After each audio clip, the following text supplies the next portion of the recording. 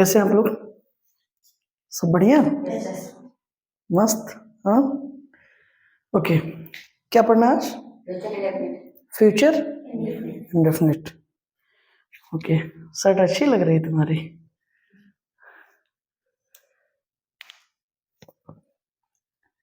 Future indefinite, okay.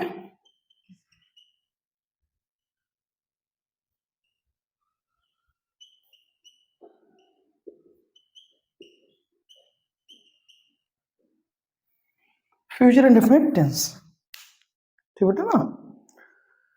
देखिए concept क्या है इसका? It will take place, it will take place at some point in the future. Okay बेटा, क्या लिखा गया? It will take place at some point in the future. ठीक है, ये फ्यूचर में किसी टाइम में कोई घटना घटेगी, राइट। जैसे हम बात करते हैं ना कि यार मैं कल बाजार जाऊंगा, मैं कल या मैं कल दिल्ली जाऊंगा, तो अभी नहीं जा रहा हूं, कल जाऊंगा। तो कल क्या है? टाइम है एक, राइट। अब ये कल जो होने वाला है वो हो भी सकता है और नहीं भी, राइट। क्योंकि फ्यूचर के बारे में हम आप क्या करते हैं? प्रेडिक्शंस करते हैं। क्या करते हैं? प्रेडिक्शन, एक तरीके की भविष्यवाणी कह सकते हैं आप, राइट। हम चीजों को प्रेडिक्ट करते हैं ना, कंफर्म थोड़ी रहते हैं, ठीक है। तो फ्यूचर में हमेशा ध्यान दीजिएगा कि प्रेडिक्ट करते हैं हम आप, राइट। तो जो काम होने वाला है बेटा वो अपकमिंग आवर्स में होगा या फिर अपकमिंग डेज में होगा, मतलब आने वाले घंटों में हो सकता है या आगे आने वाले दिनों में हो सकता है, राइट। तो मतलब कोई ऐसा काम जो कहाँ पे होगा? फ्यूचर में होगा, आने वाले समय में होगा, किसी टाइम में, राइट। तो वो होता है फ्यूचर इंडेफिनिट, ठीक है ना। अच्छा, इस चीज को जब हम आप हिंदी भाषा में बोलने का प्रयास भी करेंगे, अगर मैंने बताया ना, चूंकि हम आप हिंदी भाषा क्षेत्र से हैं, हिंदी भाषी क्षेत्र से है, राइट, जहां पर हिंदी बोली जाती है। अच्छा, इस बारे में हम आप बहुत डिटेल में चर्चा कर चुके हैं पिछले कुछ क्लासेस में। अगर आप टेंस की वीडियो रेगुलर देखते रहे हैं तो एकदम क्लैरिटी आ गई होगी कि इंग्लिश का कॉन्सेप्ट क्या है और हिंदी का कॉन्सेप्ट क्या है। तो कॉन्सेप्ट हमेशा हमको आपको क्या किस में क्लियर करना पड़ेगा?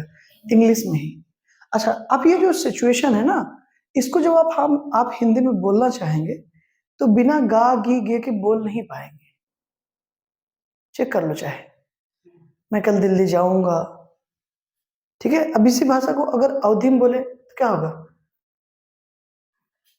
कल शिवान दिल्ली जाइए, हमसे कहा था दिल्ली जाइए, तो अब क्या करोगे? इसका नियम बना दोगे कि जिस वाक्य के अंत में जाइए, आइए, मरिए, खाइए आएगा वो फ्यूचर इंडेफिनिट हो जाएगा? नहीं ना। तो लॉजिक समझ में आ रहा है कि नहीं? तो लॉजिक ये है, इस कॉन्सेप्ट को जब हम हिंदी में कन्वर्ट करेंगे तो गा गी गे आएगा ही आएगा, उसमें कोई दो राय नहीं है, ठीक है। तो हमारी आपकी जो आइडेंटिफिकेशन होगी भाई,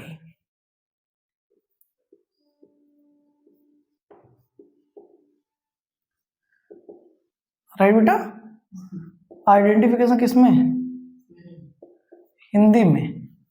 तो वो वाक्य में क्या आ गया बेटा? गा गी गे, ये सारी चीजें आएंगी, राइट।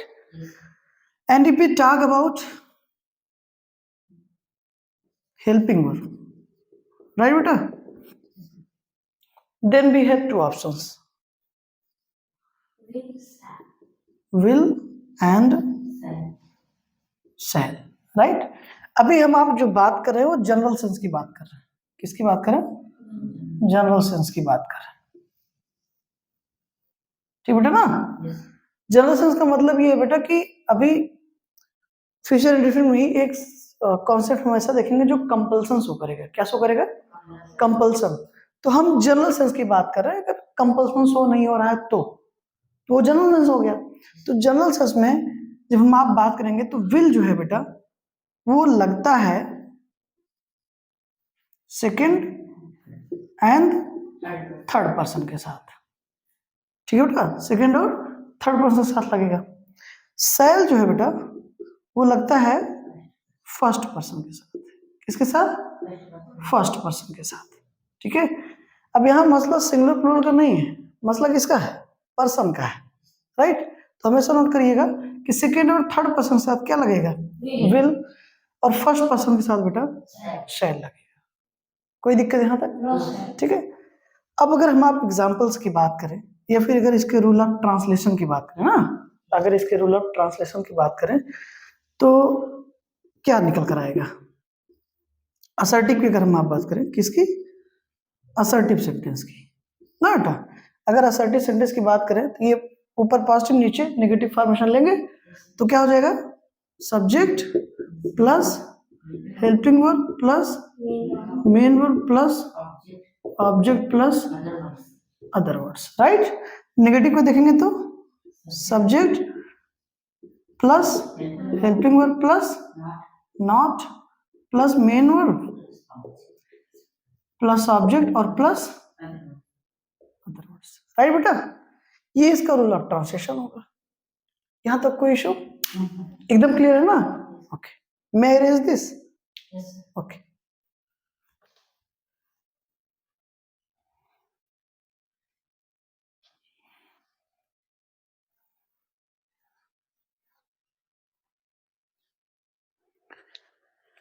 चलो अंशिका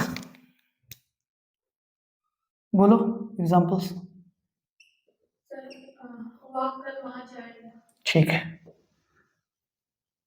वह कल वहां जाएगा।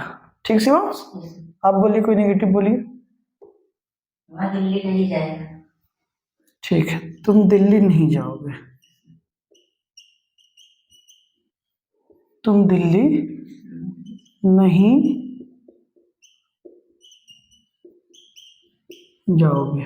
ओके, एक सेंटेंस में अपनी तरफ से लिख देता हूं। हाँ, मैं अपने भाई के साथ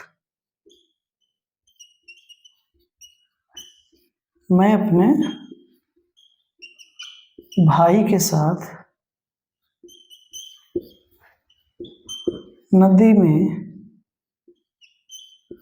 नहीं कूदूंगा। राइट बेटा, मैं अपने भाई के साथ नदी में नहीं कूदूंगा। क्यों कूदू भाई? हाँ, ओके। अब देखो बेटा, देखो गा गे गा वाक्य के अंत में आ गया। और फिर देखो ना, ऐसे ही चेक कर लो, वह कल वहां जाएगा। अभी गया नहीं है, कल जाएगा, आने वाले समय में काम होगा। तुम दिल्ली नहीं जाओगे, मतलब अभी तुम यही हो, आने वाले समय में दिल्ली नहीं जाओगे। बात आने वाले समय की हो रही है, फ्यूचर की हो रही है। मैं अपने भाई के साथ नदी में नहीं कूदूंगा। देखा भैया, चाहे जोर हो जाए हम कूद ना सके, हम जावे नहीं करूंगा। समझ गए ना? मतलब अभी मैं आपके सामने भी चर्चा परिचय हो रही, चलो आज झमाझम कूदा जाएगा, तो ये हुआ कि नहीं भैया हम नहीं कूदेंगे, राइट। और अपने भाई के साथ तो कतई नहीं कूदूंगा। मतलब फ्यूचर की बात हो रही ना, आने वाले समय अभी मैं घंटे 2 घंटे 10 2 दिन बाद हम लोग जब जाएंगे नदी में नहाने तो वहां कूदेंगे, तो भैया हम नहीं कूदेंगे, राइट।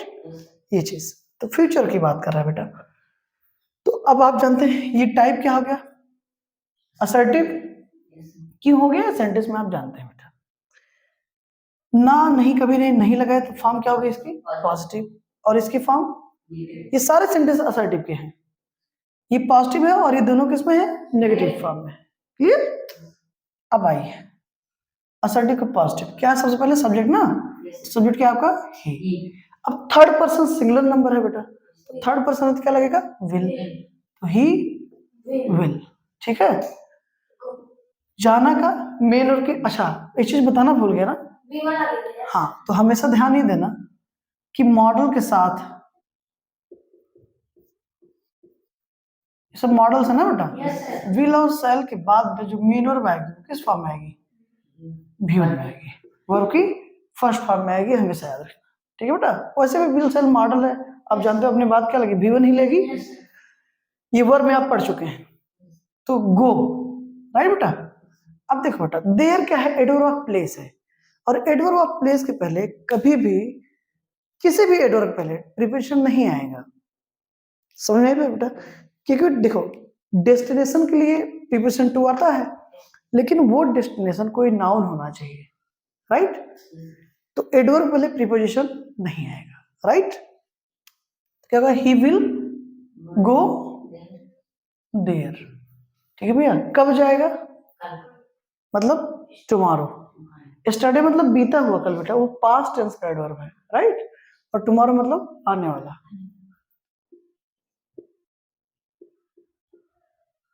और परसों की अंग्रेजी, वो परसों वहां जाएगा ओवर मारो, ठीक है। मारो के पहले क्या लगा दीजिए, ओवर। ओवर मारो का क्या आता है, डे आफ्टर टुमारो भी कह सकते हैं, लेकिन देखो डे आफ्टर टुमारो एग्जिस्ट नहीं करता है कहीं पर। अगर आप चेक करेंगे कि लाइए मैं लिखित तौर पर देखूं कि कहाँ है, तो डे आफ्टर टुमारो एग्जिस्ट नहीं करता है, वो हमने बस ऐसे ही बनाया है अपनी तरफ से, राइट। तो वर्ड क्या होगा उसके लिए, ओवर मारो, ठीक है, परसों। तुम दिल्ली नहीं जाओगे, नेगेटिव फॉर्म में सेंटेंस है बेटा। सब्जेक्ट क्या हमारा, यू। हेल्पिंग वर्ब क्या है, will, right. You will. Main verb की, अब sorry, subject verb helping verb क्या लगेगा, नॉट। यू विल नॉट गो, मतलब जाना ना, यू विल नॉट गो। अब देखो दिल्ली क्या है बेटा, नाउन है, डेस्टिनेशन है, और डेस्टिनेशन के लिए प्रीपोजिशन क्या आएगा, टू आएगा। तो you will not go to Delhi. Clear है, कोई दिक्कत, you will not go to Delhi. अब देखो बेटा, मैं अपने भाई के साथ नदी में नहीं कूदूंगा। आई फर्स्ट पर्सन में क्या लग जाएगा, शैल। आई शैल नॉट जंप, मतलब कूदना होता है बेटा। आई शैल नॉट जंप, कहाँ बेटा, नदी में। अब देखो नदी में अगर आप ऑलरेडी पहले से हो तो बेटा इनक्लोज्ड एरिया, और इनक्लोज्ड एरिया के लिए प्रीपोजिशन इन आता है, विदाउट मोशन, राइट बेटा। लेकिन जब मोशन होगा तो सरफेस के लिए ऑन टू आ जाता है, और इनक्लोज्ड एरिया के लिए इनटू। मोशन का मतलब क्या है, तो मोशन का मतलब है बेटा कि जब कोई चीज बाहर से कहाँ जाए, अंदर जाए, राइट। जैसे आप कमरे में आए, you came into the room, समझ में आया बेटा। तो जब आप नदी में कूदेंगे तो बाहर से अंदर जाएंगे, तो जब कोई चीज बाहर से अंदर जाएगी तो इस मोशन की हम आप बात कर रहे हैं, तो वहां पर प्रीपोजिशन क्या आएगा बेटा, इनटू आएगा, राइट। तो I shall not jump into the river, और साथ की अंग्रेजी क्या लिखेंगे आप, विद। अब देखो अपना शब्द आया है ना, इसमें बच्चे बहुत कंफ्यूज रहते हैं क्या लगाएंगे। तो जब भी अपना शब्द दिखाई दे, समझना।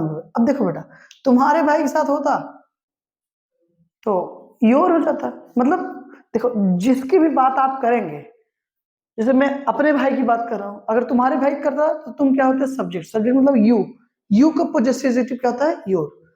तो जो भी सब्जेक्ट होगा और उसके अपने भाई की अपना अपनी अपने आया, तो जो भी सब्जेक्ट है उसका पोजेसिव एडजेक्टिव लगेगा। आई बात समझ में, क्लियर ना। तो आई का पोजेसिव एडजेक्टिव क्या आता है, माई। तो विद माई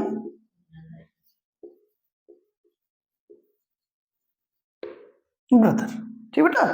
अब सेंटेंस अगर ये होता कि मैं तुम्हारे भाई के साथ नदी में नहीं कूदूंगा, ठीक है, मैं नहीं कूदूंगा ना, तो मैं अपने भाई की बात नहीं कर रहा हूं, तुम्हारे भाई की बात कर रहा हूं, सीधी सी बात है।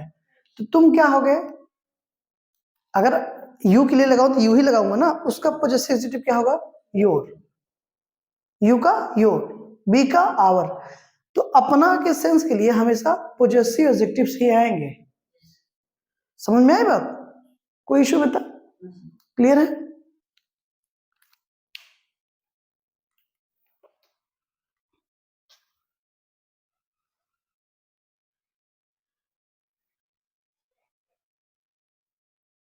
अब इसका इंटरोगेटिव देख लेते हैं, हाँ ठीक है।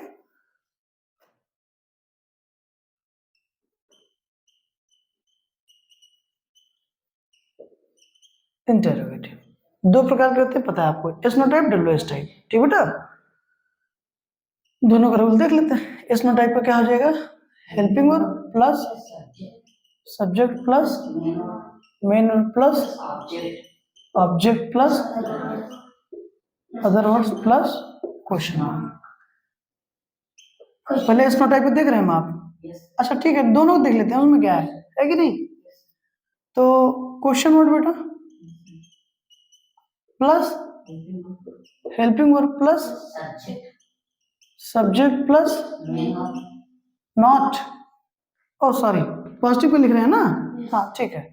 तो question word helping verb subject plus main plus object plus other words plus question. आई बार समझ बेटा, ये हमने पॉजिटिव पे लिखे हुए हैं। अब बार बार आपको बेटा प्रीवियस लेक्चर से मैं समझा रहा हूं, इतना अब आपको ध्यान आ गया होगा कि अगर सेंटेंस हमारा असर्टिव का नेगेटिव होगा, किसका बेटा, सेंटेंस का प्रकार असर्टिव हो और फॉर्म क्या हो, नेगेटिव, तो हेल्पिंग वर्ब हमेशा कहाँ लगेगी, सॉरी नॉट कहाँ लगेगा, हेल्पिंग वर्ब के बाद। लेकिन अगर हमारा सेंटेंस इंटेरोगेटिव प्लस नेगेटिव हो, राइट, चाहे वो एस नो टाइप इंटेरोगेटिव हो चाहे वो डब्ल्यू टाइप हो, तो अगर सेंटेंस हमारा इंटेरोगेटिव प्लस नेगेटिव है तो ये नॉट हमेशा कहाँ लगेगा, सब्जेक्ट के बाद लगेगा, हमेशा याद रखना। ठीक है, असर्टिव का फर्स्ट, असर्टिव का नेगेटिव है तो हेल्पिंग वर्ब के बाद नॉट लगेगा, और इंटेरोगेटिव का नेगेटिव होगा तो हमेशा सब्जेक्ट के बाद। बस इतनी बात याद रखना। रीजन क्या होता है कि इंटेरोगेटिव जब हमारा सेंटेंस होता है बेटा तो हेल्पिंग वर्ब कहाँ चली जाती है, सब्जेक्ट के पहले, दैट इज वाई। ओके, चलो अंशिका एक एस नो टाइप का बोलो, पॉजिटिव। क्या वह कल बाजार जाएगा? ठीक है, क्या वह कल बाजार जाएगा। आयुष एक नेगेटिव बोलिए तो, क्या वे झूला झूलने जाएंगे? अरे झूला का तो तुम्हारे पास कोई नहीं है, जितने दिन मैं कहता हूँ झूले झुलाते हैं, और कुछ बताओ। मैं देखना ये चाहता हूँ कहीं सेंट्रलाइज नहीं हो गए एक ही सेंटेंस पे, कि जब भी बोलूंगा प्रेजेंट में भी झूला झुला रहे थे, पास्ट में भी झूला झुला रहे थे, क्या फ्यूचर। वे स्कूल पढ़ने जाएंगे? अच्छा, नेगेटिव बोलना है। क्या वे स्कूल नहीं पढ़ने जाएंगे? क्या वे स्कूल पढ़ने नहीं जाएंगे, क्या वे स्कूल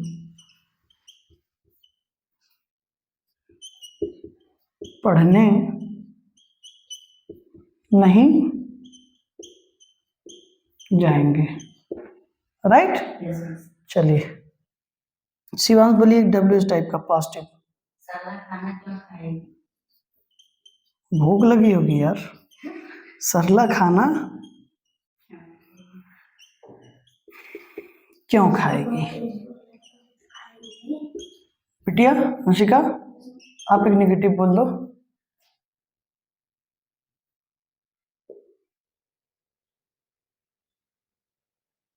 कोई भी बोल दो डब्ल्यू एस टाइप का नेगेटिव। राम वहाँ क्यों जाएगा? ठीक है, इंटरगेटिव प्लस नेगेटिव बोल दो। राम वहाँ क्यों नहीं जाएगा? ठीक, राम वहाँ क्यों नहीं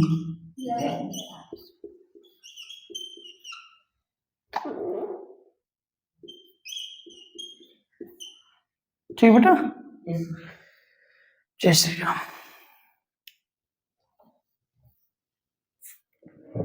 मान लो कुछ और लिखते हैं, सोहन वहां क्यों नहीं जाएगा ना, है कि नहीं बेटा। ओके क्लियर है बच्चे लोग। आइए देखते हैं, अब आप अच्छे जानते हैं बेटा अगर हिंदी का वाक्य क्या शब्द से शुरू हो और लास्ट में क्वेश्चन मार्क लगा हो तो ये एस नो टाइप होता है, राइट। ना नहीं कभी नहीं लगा होगा तो फॉर्म नेगेटिव, नहीं लगा होगा तो पॉजिटिव। तो ये एस नो टाइप का क्या है बेटा, पॉजिटिव है। और ये देखिए ये एस नो टाइप का क्या है, नेगेटिव है। क्लियर। और आप अच्छे जानते बेटा क्वेश्चन वर्ड्स अगर बीच में आ जाए, हिंदी के बीच का मतलब चाहे सब्जेक्ट के बाद आए चाहे बीच में कहीं आ जाए, ठीक है, और लास्ट में क्या लगा हो क्वेश्चन मार्क, तो डब्ल्यू एस टाइप। पॉजिटिव है, और ये देखिए डब्ल्यू टाइप नेगेटिव। क्लियर बेटा? आई, क्या वह कल बाजार जाएगा? सब्जेक्ट हमारा थर्ड पर्सन सिंगुलर नंबर है, तो थर्ड पर्सन के साथ क्या लगाइएगा? विल लगा देते हैं ना बेटा। ठीक है, हेल्पिंग से स्टार्ट करेंगे, तो क्या हो जाएगा? विल। फिर सब्जेक्ट ही, मेन और की फर्स्ट फॉर्म ना बेटा, जाना मतलब गो, कहाँ? बाजार, तो डेस्टिनेशन है, प्रीपोजिशन टू आएगा क्योंकि नाउन भी है वो। Will he go to market? कब बेटा? कल। आने वाले समय में क्या हो जाएगा? टुमारो। आई बेटा? क्या वे स्कूल पढ़ने नहीं जाएंगे? अब देखिए, वे थर्ड पर्सन प्लूरल नंबर है, लेकिन थर्ड पर्सन है तो क्या लगेगा? विल। राइट बेटा? क्या हो जाएगा? सब्जेक्ट विल, दे। अब नेगेटिव फॉर्म है, तो अगर इंटरोगेटिव प्लस नेगेटिव होगा सेंटेंस हमारा, तो सब्जेक्ट के तुरंत बाद क्या लगेगा? Not. Will they not? Right? कहा बेटा? गो मतलब जाना ना, ये मेन है हमारी। विल दे नॉट गो? अब देखो ध्यान समझो, क्या वे स्कूल नहीं जाएंगे ना, will they not go to school? ठीक है, क्या करना बेटा? पढ़ने। देखो ना नीने के साथ आया ना, ना नीने के साथ आया है। ठीक है, तो चाहे इसको जिरंड बना दीजिए, चाहे इंफिनिटिव। ठीक है, चाहे कह दीजिए will they not go to school reading, या फिर चाहे कह दीजिए will they not go to school to read. Right? तो ऐसे सिचुएशन में फर्स्ट प्रायोरिटी आप टू रीड को दीजिए। इंफिनिटिव पता है ना, जब दो मिनरल्स आ जाएंगी, एक पढ़ना हो गया काम और एक हो गया जाना, तो जो बेटा देखो जो गागी के साथ है वो तो टेंस के अकॉर्डिंग रन कर जाएगी, क्योंकि एक्चुअल मिनरल हमारी वो है। और बताया ना कि जो वर्ब बेटा नानी ने के साथ आ जाता है, उसको या तो आप जिरंड बना देते हैं या तो फिर इंफिनिटिव। समझ में आएगा बेटा ना? तो इंफिनिटिव बना दीजिए, तो क्या हो जाएगा? Will they not go to school to read.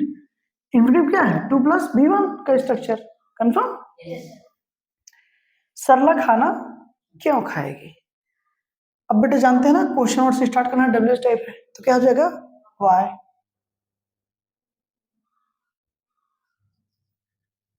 क्या होगा बेटा? वाई। ओके अंशिका, बेटा उसको चलो कर दो।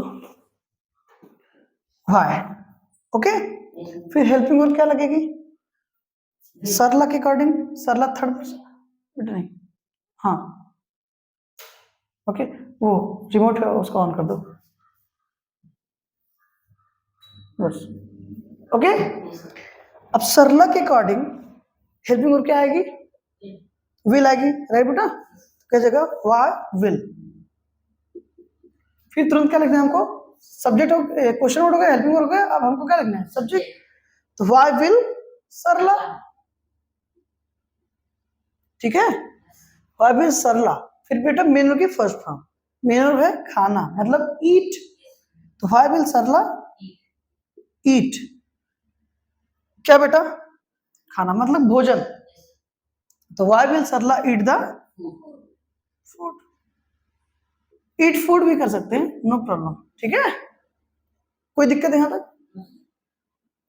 सोहन वहां क्यों नहीं जाएगा? बेटा देखो ये डब्ल्यू एस टाइप का क्या है? नेगेटिव है। क्लियर? तो सब्जेक्ट के तुरंत बाद नॉट लग जाएगा बस। तो सोहन क्या है? थर्ड पर्सन है। सबसे पहले क्वेश्चन वर्ड लिखिए क्या। अब यहाँ पर वाई, अगर यहाँ कहाँ कहाँ आता तो वेयर आ जाता, कब आता तो वेन आ जाता। समझ रहे हो ना? हम तो हो सकता है। तुरंत हेल्पिंग वर्ब लगाइए सब्जेक्ट के अकॉर्डिंग। सब्जेक्ट क्या है बेटा? सोहन, तो क्या आएगा? थर्ड पर्सन है तो विल आएगा। वाई विल, फिर सोहन। निगेटिव है तो सब्जेक्ट के तुरंत बाद नॉट लग जाएगा बेटा। राइट? तो why will Sohan not. Main होगी फर्स्ट फॉर्म, जाना गो। अब देखो देर एडवर्ब ऑफ प्लेस है, टू आएगा नहीं प्रिपरेशन, तो क्या होगा बेटा? There. Right? Why will Sohan not go there? Sohan वहां क्यों नहीं जाएगा? आई होप कि आपको समझ में आया होगा। एकदम क्लियर है बेटा? Any confusion? एकदम क्लियर है? मैं इरेज दिस?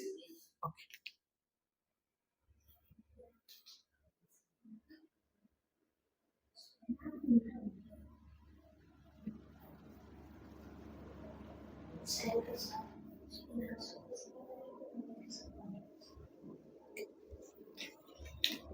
अब हम बात करेंगे बेटा किसकी, कंपल्सन की।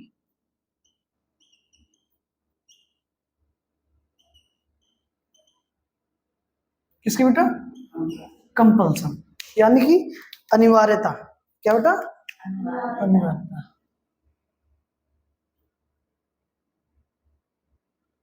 राइट। अब जब हम आप कंपल्सन की बात करेंगे बेटा, कंपल्सन मतलब बेटा आपकी मर्जी से मतलब नहीं है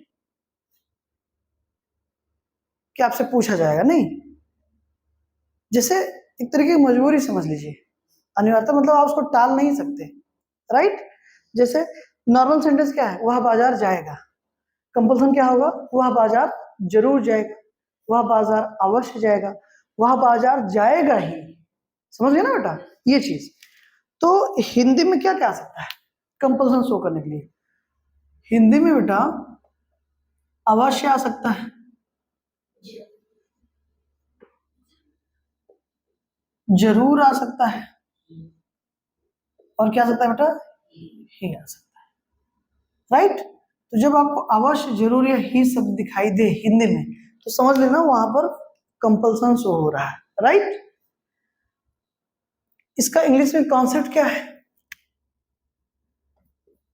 तो जो हेल्पिंग वर्ब्स हैं, ठीक बेटा ना, कौन से कौन है, विल और शैल हेल्पिंग वर्ब हमारे पास, फ्यूचर इंडेफिनिट। राइट। तो हमको अब देखो बच्चे कंफ्यूज हैं, सर अवश्य की अंग्रेजी क्या लिखेंगे। तो अवश्य या जरूर की अंग्रेजी नहीं लिखनी है आपको, बस जनरल रूल ये था कि विल किसके साथ लगता है, सेकंड और थर्ड के साथ। तो कंपल्सन में वो जस्ट अपोजिट हो जाएगा। क्या हो जाएगा, ये लगेगा किसके साथ, फर्स्ट पर्सन के साथ। आई बात सुन बेटा, हालांकि मॉडर्न इंग्लिश में हर जगह बिल ही लग रहा है। राइट। हाँ। और अगर जनरल सेंस में सेल कहां लगता था, फर्स्ट पर्सन के साथ, तो कंपल्सन में कहां लगेगा, सेकंड और थर्ड पर्सन के साथ। Right. With second and third person, और इनके साथ भैया क्या, मेयर के first form. That's it. Clear. जैसे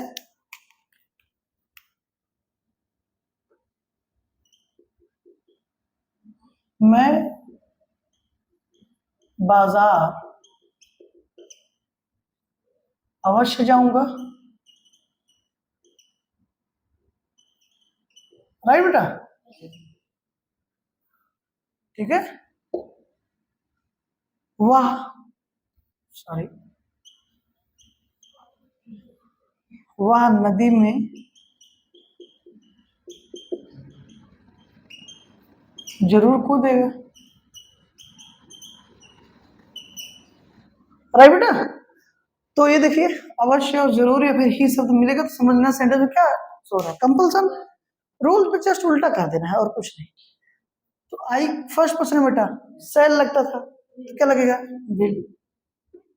आई will go to market. Right. वह नदी में जरूर कूदेगा, कंपल्सन है बेटा। ठीक है। अच्छा, इंग्लिश में तो हिंदी लिखी नहीं होगी, तो जब इंग्लिश में ऐसे सेंटेंसेस दीजिएगा कहीं के ही के साथ सेल आ गया तो गलत नहीं है, बस वहां पे क्या सो रहा है, कंपल्सन। क्लियर। तो क्या हो जाएगा बेटा, ही शैल, ठीक है, जंप इनटू द रिवर। तो सेकेंड और थर्ड पर्सन के साथ सेल लगने का मतलब है वो अनिवार्यता शो कर रहा है। राइट बेटा। जैसे अगर सोहर ने कहा कि आई शैल कम, जनरल से सेंस है तो ठीक है कोई बात नहीं, बट अगर उसने कहा कि आई विल कम तो मतलब वो जरूर आएगा। अगर ये सेंटेंस है कि सोहल शैल कम तो मतलब निश्चित रूप से आएगा वो। राइट। बट अगर सेंटेंस ये है कि सोहन विल कम तो मतलब ठीक है मैंने बोला है वो आएगा, ये है। तो सेकेंड थर्ड के साथ, सेकेंड और थर्ड पर्सन के साथ बेटा सेल आएगा तो क्या शो करेगा, कंपल्सन। क्लियर। अब एक रामबाड़ इलाज बता रहे हैं आपको, ठीक है। तो रामबाड़ इलाज का मतलब क्या है कि जो हर जगह काम कर जाए। राइट। तो अगर आप कभी भी विल या शैल में कंफ्यूज्ड है। किसमें कंफ्यूज्ड है? विल या शैल में, कि विल लगाएं कि शैल लगाएं, राइट? तो समझो ध्यान से, एपॉस्ट्रोफी का साइन और फिर डबल एल लगा दो, ठीक बेटा? एपॉस्ट्रोफी का साइन और डबल एल, ठीक है? इसका हिंदी में क्या आएगा? आइल। क्या पढ़ेंगे इसको हिंदी में? आइल पढ़ेंगे, राइट? जैसे मान लीजिए आप ही लिखा आपने, फिर आप कंफ्यूज हो गए विल लगाएं कि शैल लगाएं, तो लिख दीजिए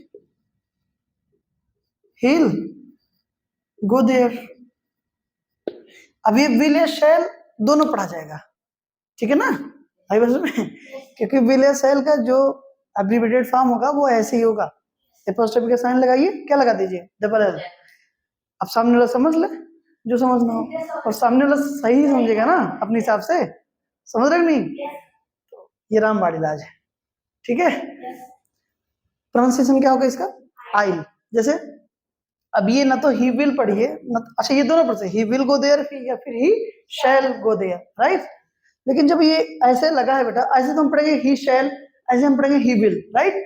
बट अगर एपॉस्ट्रोफी का साइन लगा के डबल एल लगा होगा तो प्रोनाउंसिएशन क्या करेंगे? आइल। जैसे क्या होगा? he'll go there, he'll go there, I'll go there, you will go there। आप समझ गए ना बेटा? इस तरीके से तो एकदम कंप्लीट, कोई दिक्कत? फ्यूचर इंडेफिनिट यहाँ पर हमारा कंप्लीट होता है, ठीक है? अब कल मिलते हैं आगे की क्लास के लिए, ठीक है? Thank you so much for this class, okay, see you tomorrow.